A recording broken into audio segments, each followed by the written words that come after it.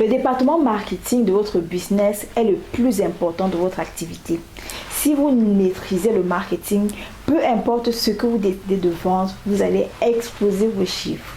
Il y a 3 ans et demi, je ne me rappelle plus, j'avais lancé un produit et je me suis dit non, les gens me connaissent déjà, je suis Elodie Onana, j'ai 20 000 abonnés sur ma page Facebook, les histoires qui vous parlent. Donc quand je vais lancer le produit en question, les personnes vont acheter.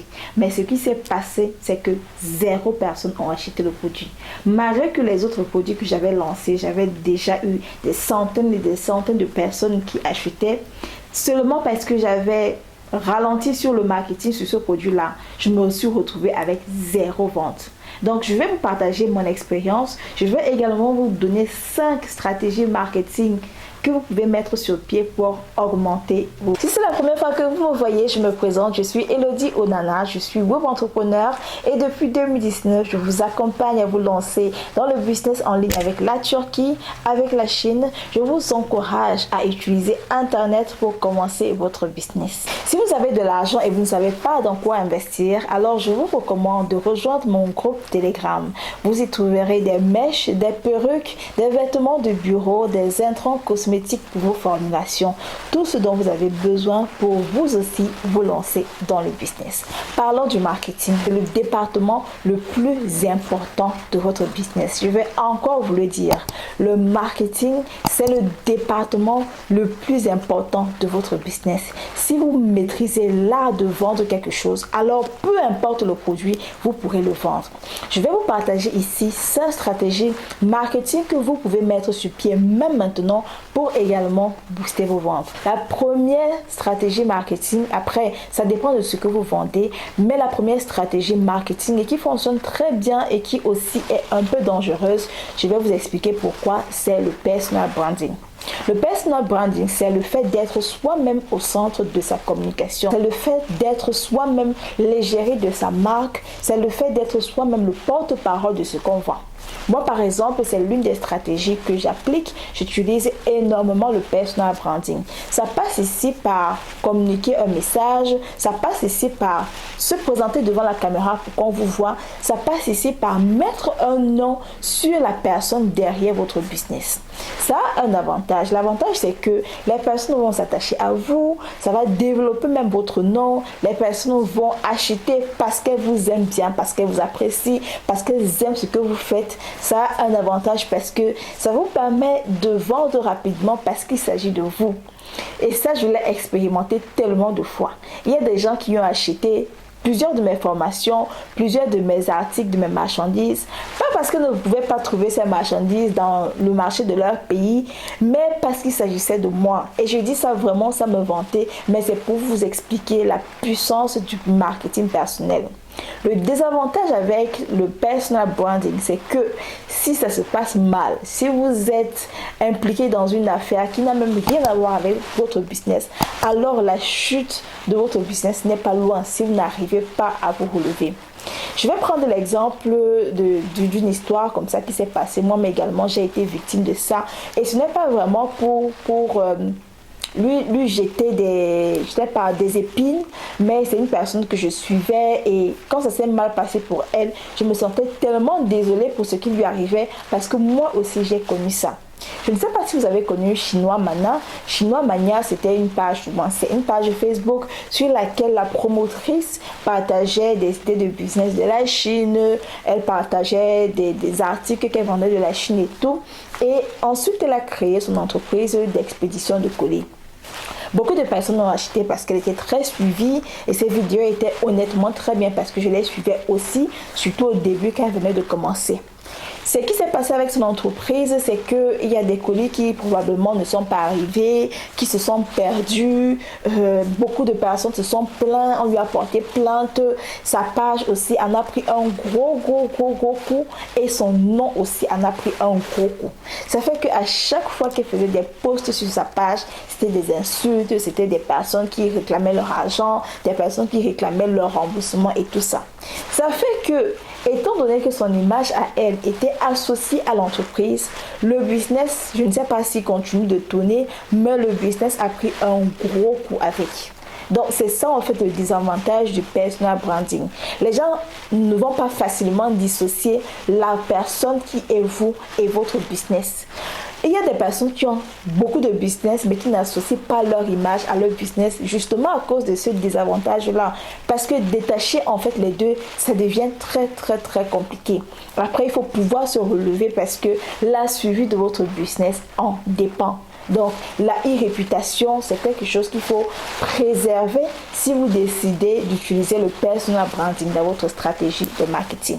La deuxième stratégie que je vous recommande et que j'utilise énormément, c'est la création de contenu original. Je vais faire une vidéo spécialement pour parler de ça parce que à chaque fois que j'en parle, il y a toujours des questions dans mon inbox. Elodie, comment je fais pour créer des contenus? Je n'ai pas un bon téléphone, je n'ai pas une bonne caméra, je ne sais pas comment faire des vidéos, je ne sais pas comment faire des photos. Elodie, aide-moi. Je vais faire une autre vidéo pour ça, mais c'est une stratégie qui fonctionne énormément. On est à l'ère du relatable. On est à l'ère où les personnes veulent voir qu'est-ce qui se passe derrière la caméra. Les personnes veulent voir comment vous emballez les marchandises. Les personnes veulent voir comment vous achetez les marchandises au marché. Comme moi, par exemple, quand il y a des courses qui sont faites, par exemple, pour des clients, généralement, je partage comment est-ce qu'on emballe les marchandises. Je partage comment est-ce qu'on fait des courses. Je partage les livraisons et tout ça. Je partage ce qui se passe derrière.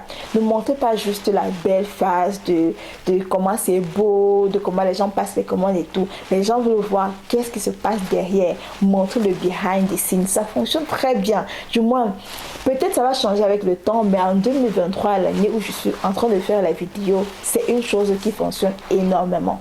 Troisième stratégie également que je veux partager avec vous, c'est la stratégie de preuve sociale. Ça, j'ai déjà parlé de ça, mais la répétition, c'est la mère des écoles. Même si vous ne vendez pas, peut-être ce que je vais dire va paraître un peu controversé, mais même si vous ne vendez pas, c'est vous seul qui savez que vous ne vendez pas. Les gens n'ont pas besoin de savoir que vous ne vendez pas. Ne suppliez pas les gens d'acheter. Donnez-leur l'impression que si eux, ils achètent, ce n'est pas comme si vous rendez un service. D'accord? Ne dites pas, oui, venez me soutenir, encouragez-moi, motivez-moi et tout ça. Ça ne donne pas envie d'acheter. Partagez des photos d'autres personnes qui ont déjà acheté de vos articles, même si ce n'est pas le cas.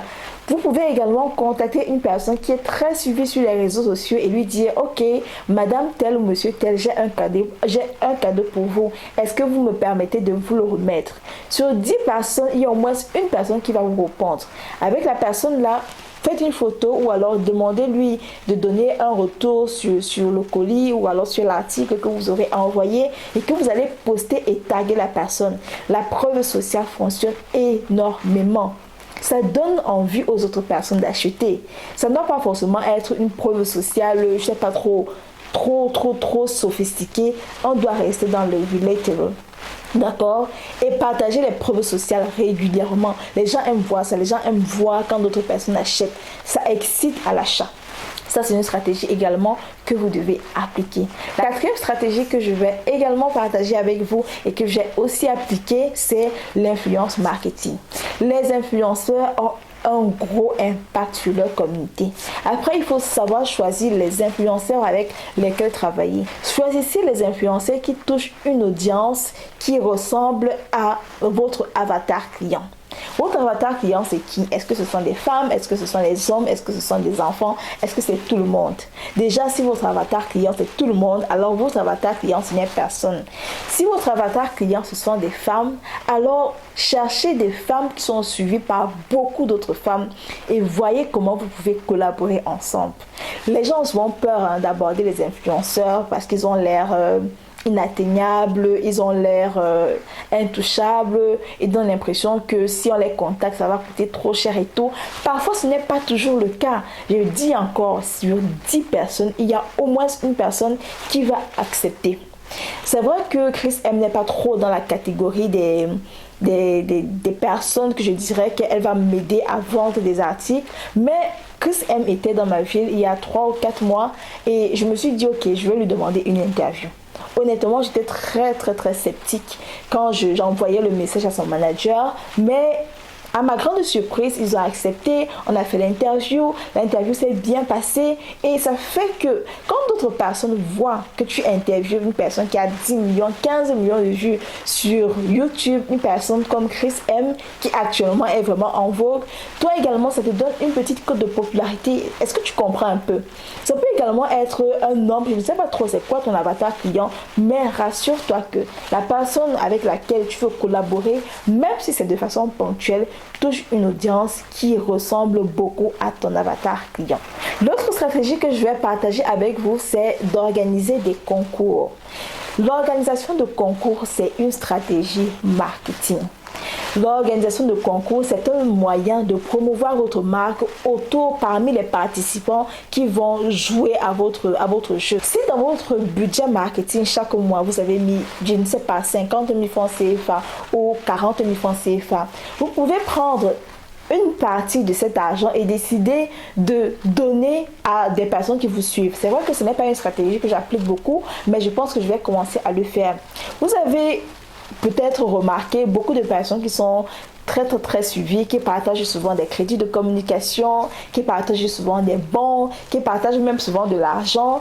Et ce sont des personnes en fait qui utilisent cette stratégie pour développer leur communauté, pour développer leur audience. J'avais justement écrit également sur ma page Facebook Les Histoires qui vous parlent que je vais donner la possibilité aux personnes d'offrir des packages de robes de bureau à des personnes qui veulent se lancer dans le business et qui n'en ont pas de moyens. Ça aussi, c'est une manière de promouvoir qui vous êtes, ce que vous faites, votre marque. La dernière stratégie marketing, c'est de republier des contenus d'autres personnes sur votre page. Ne parlez pas seulement de vous. Votre communication ne doit pas être uniquement autour de votre produit. Ça ne doit pas être uniquement autour de ce que vous proposez. Vous pouvez décider de faire un shout-out à une personne, peut-être une abonnée de votre page, ou peut-être un abonné de votre page qui vend quelque chose, qui fait quelque chose de particulièrement bien et que vous voulez apprécier. Et à la fin de votre post, vous taguez la personne, vous mettez l'image ou alors une vidéo de la personne. C'est vrai que vous faites la publicité à la personne, mais ça vous fait également de la publicité. La personne pourrait repartager votre contenu, la personne pourrait répondre même à votre post et n'hésitez pas de taguer des personnes qui sont beaucoup plus suivies que vous.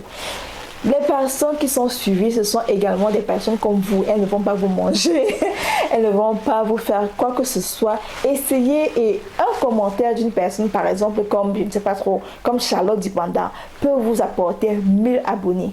Pourquoi? Parce que quand Charlotte Dipanda commente sur une autre page, ses abonnés ont la notification que Charlotte Dipanda a commenté un contenu qui pourrait vous intéresser. Et qu'est-ce qui se passe? Généralement, ces abonnés vont cliquer sur le lien pour voir quel est le contenu que ma star a suivi et voir de quelle page est-ce qu'il s'agit, de quel post est-ce qu'il s'agissait, est-ce que c'est une page qui m'intéresserait et potentiellement ils vont s'abonner. C'est quelque chose que j'ai déjà fait plusieurs fois et qui m'a donné énormément de résultats. Nous sommes revenus à la fin de la vidéo. On n'oublie pas que les stratégies que j'ai partagées ne sont pas exhaustives. Ce sont également des stratégies organiques. Donc ce n'est pas une stratégie payante. On peut associer aussi des stratégies payantes qui vont donner encore plus de résultats. Mais ça, ce n'est même que le B.A.-ba des stratégies marketing que vous pouvez appliquer. Je vous remercie de l'avoir regardé jusqu'à la fin. Je suis Elodie Onana. Abonnez-vous à ma chaîne YouTube Elodie Onana ainsi qu'à ma page Facebook Les Histoires qui vous parlent. Vous ne pouvez rien rater de mon contenu. Ciao les boss.